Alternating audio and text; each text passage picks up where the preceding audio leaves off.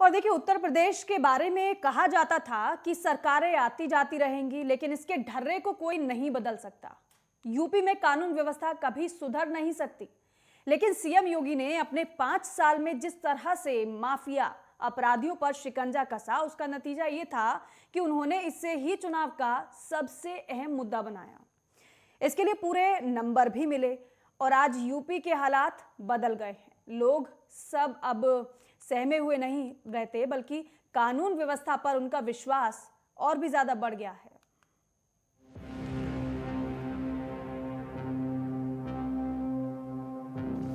UP के CM Yogi Adityanath अपने दृढ़ फैसलों के लिए जाने जाते हैं। यूपी में कानून व्यवस्था को पटरी पर लाना हर सीएम के लिए एक चुनौती रही है। सीएम योगी ने यूपी के ढर्रे को बदलने का संकल्प लिया। योगी सरकार ने माफिया राज को खत्म करने और अपराधियों पर अंकुश लगाने के लिए सख्त फैसले लिए। पुलिस को अपराधियों पर लगाम लगाने के लिए खुली छूट मिली। राज्य में कई एनकाउंटर हुए। माफियाओं के अवैध निर्माण पर बुलडोजर चले। कभी सीएम योगी ने कहा था, लोग अगर अपराध करेंगे तो ठोक दिए जाएंगे। योगी की दृढ़ता केवल छोटे अपराधियों को काबू करने में नहीं दिखी, उन्होंने माफिया राज को भी नेस्तनाबूद कर दिया। कानपुर में पुलिसकर्मियों पर हमला करवाने वाले विकास दुबे का साम्राज्य हमेशा के लिए खत्म किया। मुख्तार अंसारी के अवैध निर्माण पर बुलडोजर चला। यूपी में बुलडोजर इस तरह से चले कि लोगों ने सीएम योगी को बुलडोजर बाबा का नाम दे दिया। आजम खान जैसे दिग्गज नेता को भी जेल जाना पड़ा। यूपी के लोगों के लिए ये सबसे हैरत की बातें थी। यूपी के इस छोर से उस छोर तक कोई इन बातों की कल्पना नहीं करता था। यूपी में बदले हुए नजारे दिखे। यूपी पुलिस ने राजधानी के शाहीन बाग स्थित पॉपुलर फ्रंट ऑफ इंडिया के दफ्तर पर भी छापा मारा था। यूपी एसटीएफ ने दिल्ली के हिंसा और हाथरस में दंगे की साजिश से जुड़े आरोपी रऊफ शरीफ से पूछताछ के बाद ये छापेमारी की थी। रऊफ पर यूपी में सीएए के खिलाफ प्रदर्शनों में फंडिंग करने का आरोप है। यूपी को लेकर बड़े फैसलों से सीएम योगी के पक्ष में सकारात्मक माहौल बना। यूपी में सार्वजनिक संपत्तियों को नुकसान करने वालों की संपत्ति कुर्क करके भरपाई करने का अध्यादेश लागू किया गया। उत्तर प्रदेश लोक और निजी संपत्ति क्षति वसूली विधेयक 2020 में संपत्ति के नुकसान का आकलन करने के लिए दावा अधिकरण का गठन करने और प्रतिकर तय करने के लिए नियम बनाए गए हैं। नेशनल क्राइम रिकॉर्ड ब्यूरो यानी एनसीआरबी के आंकड़ों पर भी जिक्र करते हैं कि 2018 और 2019 में राज्य में कोई दंगे नहीं हुए।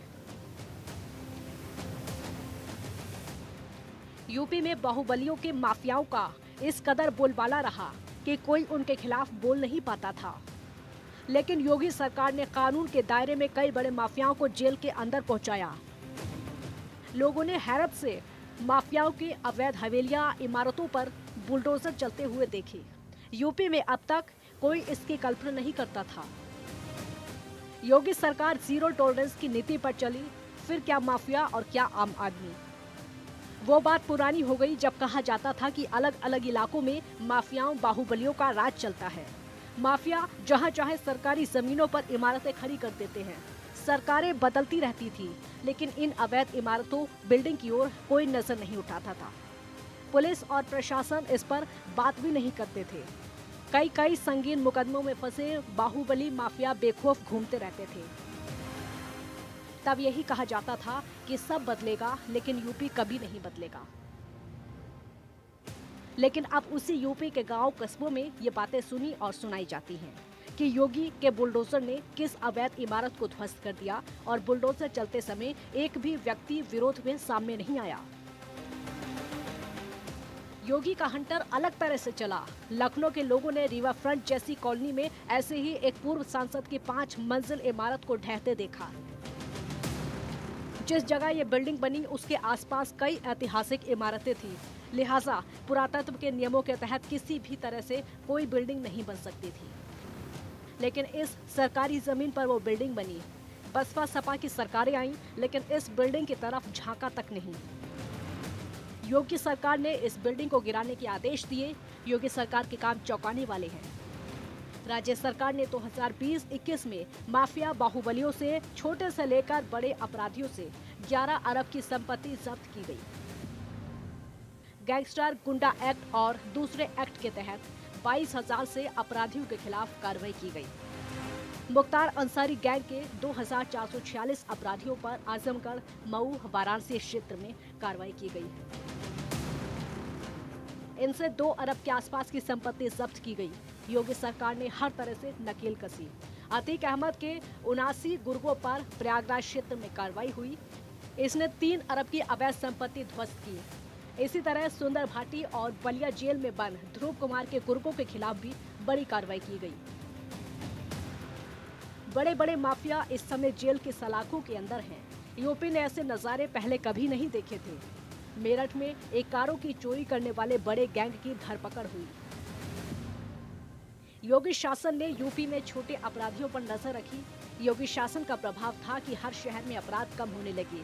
योगी के पहले शासन में कानून व्यवस्था जिस तरह पटरी पर आई, उसका ही नतीजा था कि सीएम योगी कानून व्यवस्था को पटरी पर लाने की सफलता को अपना अहम मुद्दा बनाए। सीएम योगी फिर सत्ता में आए। उनके सत्ता संभालते ही बुलडोजर फिर काम करने लगा।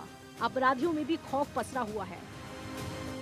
योगी निरंतर यूपी के अमन चैन के लिए काम कर रहे हैं। यूपी में योगी राज कानून व्यवस्था के लिए जाना जा रहा है। News desk, network 10।